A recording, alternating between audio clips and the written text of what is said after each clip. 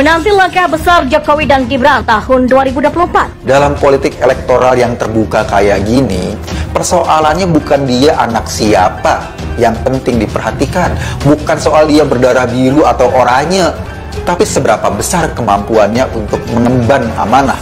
Nilai itu yang penting untuk diukur. Ukurannya merit system atau penilaian berdasarkan prestasi. Sekarang lu tinggal lihat sepak terjang Gibran selama ini. Apakah dia suka memanfaatkan kekuasaan ayahnya untuk meraih keuntungan? Atau posisinya ia sebagai anak seorang Jokowi, kemudian dia mengambil manfaat dari situ? Gibran harus membuktikan bahwa ia bukan sekedar anaknya Joko Widodo, ia adalah Gibran Rakabumi Raka. Jangan lupa, Jokowi memang seorang anak orang biasa, seorang tukang kayu gitu misalnya, orang biasa yang kemudian jadi presiden. Tapi Gibran itu bukan orang biasa, dia adalah anak seorang presiden. Saya tidak pernah memaksakan ya kepada anak-anak saya untuk mengikuti saya atau untuk masuk ke terjun ke politik, tidak ada. Itu hak politis, setiap warga negara memiliki hak politis, termasuk anak-anak saya memiliki hak politis. Sehingga waktu menyampaikan keinginan itu ya sudah kamu hitung.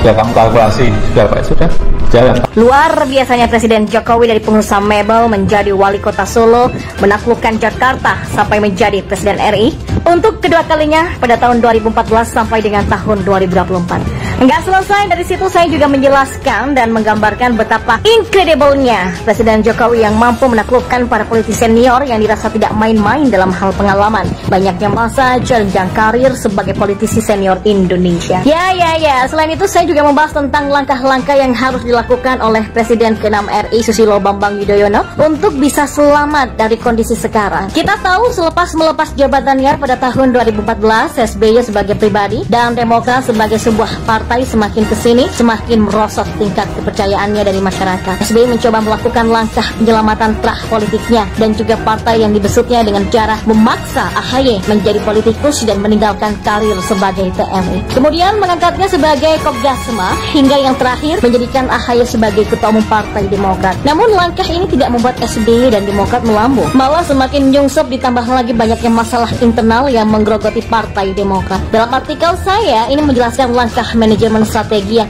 harus dilakukan oleh SBY untuk menyelamatkan trah politiknya dan menyelamatkan Demokrat. Yang pertama, awalnya saya kurang setuju Bobi dan Gibran untuk masuk dunia politik dengan mencalonkan diri sebagai wali kota di daerah masing-masing. Pertimbangan saya kala itu karena merasa Bobi dan Gibran masih belum punya pengalaman di dunia politik yang jauh lebih dinamis dibandingkan dunia usaha. Nah, manajemen politik pun lebih taktis dibandingkan dengan manajemen bisnis. Ditambah lagi, saya orang Indonesia dari sekian banyak orang meyakini bahwa negara ini adalah negara demokrasi dan sebisa mungkin demokrasi adalah jalan utama kita sebagai seorang warga negara dalam memahami dan memecahkan sebuah masalah termasuk politik. Dan dalam pandangan saya pribadi, trah politik adalah hal buruk untuk iklim negara demokrasi. Nah, itu yang pertama. Yang kedua, namun setelah berkontemplasi beberapa saat memikirkan permasalahan itu, saya berkesimpulan bahwa saya salah. I'm wrong. Bobi dan Gibran bukan anak kemarin sore yang tiba-tiba mencapai titiknya. Meskipun anak dan menantu presiden, tetapi mereka adalah seorang pengusaha atau pebisnis yang sudah melewati beberapa fase dalam dunia usaha yang mereka geluti sehingga mereka mendapatkan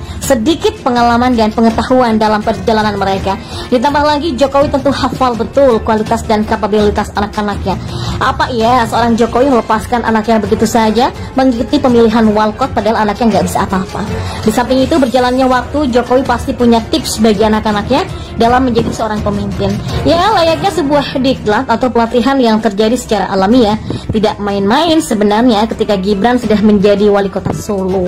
Sebagai pribadi nggak mungkin Gibran hanya berhenti di Solo, sedangkan umurnya sekarang baru 33 tahun, 34 tahun lah. Nah, seandainya dia menjabat 2 periode pun, selepas jabatan dia masih berumur 43 tahun. Sebuah umur yang masih sangat muda. Padahal kita tahu Prabowo, SBY, Ma'ruf Amin, Wiranto, Yusuf Kala, Amin Rais, bahkan Megawati di usia senja pun masih menabuh genderang pesta sebagai seorang politikus. Waktu masih menjadi wali kota Solo, tentunya Jokowi juga sudah melakukan pemetaan dan rencana jangka panjang kota Solo. Bisa jadi itu wajah kota Solo 50 tahun mendatang, karena Jokowi di kota Solo tidak seumur hidup, maka tentunya ada beberapa langkah dan target yang harus dia capai dari masa lalu. Dan jadinya Gibran sebagai wali kota Solo tentunya bisa menuntaskan rencana strategi jangka panjang yang dulu masih sebatas impian bagi Jokowi, dan kini di tangan Gibran bisa menjadi langkah realistis. Nah, hal itu pun masih berlaku saat Presiden Jokowi masih menjadi gubernur DKI. Banyak pengamat politik yang memberikan gambaran bahwa Ahok mengalami progres yang signifikan dalam menangani banjir Jakarta karena Ahok berhasil meneruskan program yang sudah digagas Jokowi. Setelah lengsernya Ahok, program itu menjadi terhenti karena Anies Baswedan selaku gubernur DKI menghapus program normalisasi sungai dan melakukan programnya sendiri, yakni naturalisasi sungai. Jokowi tentunya tidak berhenti memikirkan masalah itu. Bisa jadi Gibran adalah salah satu dari sekian opsi yang bisa diambil Jokowi untuk menyelesaikan masalah Jakarta yang diakui atau tidak masih menjadi PR baginya. Pun sama dengan jabatan presiden, Jokowi ngebut soal infrastruktur negara. Tapi diakui atau tidak juga akan ada hal lain yang negatif. Salah satunya adalah soal hutang negara dan menggenjot pemasukan negara di masa mendatang.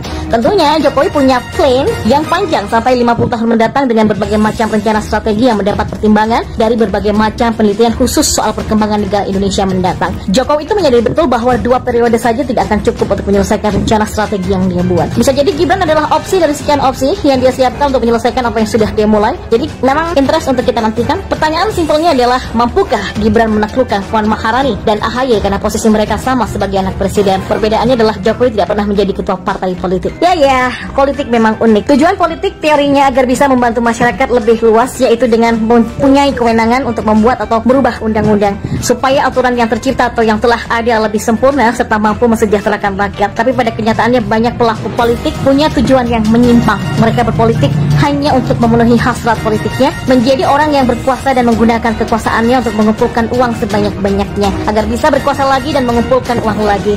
Setidaknya ketika sudah tidak berkuasa lagi, uang mereka pun sudah menggunung. Ya, kita layak berbangga punya presiden yang begitu perhatian terhadap rakyatnya. Berbagai pembangunan dilakukan secara merata di seluruh wilayah NKRI. Tidak heran masyarakat mempercayakan negeri ini dipimpin olehnya selama 2 periode. Enggak cuma itu aja, keluarganya pun dipercaya untuk mengemban amanah sebagai pemimpin. Bobi Nasution, mantu Presiden Jokowi, menjadi wali kota Medan, dan Gibran, putra sulung Jokowi, menjadi wali kota Surakarta. Bahkan Gibran dianggap sebagai penerus karir politik Presiden Jokowi. Karakter dan sikapnya dinilai identik dengan bapaknya. Bicaranya santai, perilakunya yang sopan, mengingatkan masyarakat terhadap Jokowi. Baru beberapa bulan Gibran Raka Buming Raka menjabat jadi wali kota Solo, simpati masyarakat pun juga sudah terus mengalir. Bahkan secara real politik, banyak tokoh politik negeri ini yang datang bertamu kepada Gibran. Padahal wali kota Solo ini masih sangat muda, baru berusia 34 tahun. Gak kebayang kalau Gibran jadi Presiden RI tahun 2024, maka dia akan masuk rekor sebagai Presiden RI termuda yang pernah ada. Namanya juga membayangkan, ya boleh dong ya. Dan dalam politik bukan tidak mungkin. Indikasinya sudah terlihat, diberitakan